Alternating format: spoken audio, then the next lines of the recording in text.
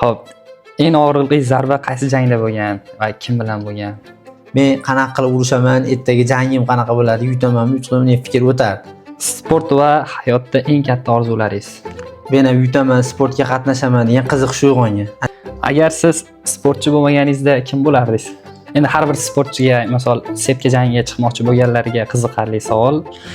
Gonorar haqida gaplashsak, ya'ni eng kuchli dushmaningiz nafsingiz bilan olishasiz. Shu kickboksning o'yinidan MMA o'yini bari hozirgi davrda juda ham katta.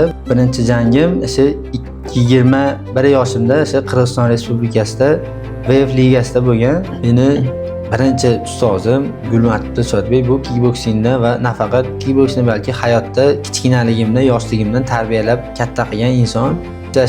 Kickboksing sport turidan kurash sport turiga o'tganman. Bu Jasur Iskandarov meni trenerim hozirda. Kurash bo'yicha birinchi trenerim va hozirda trenerim.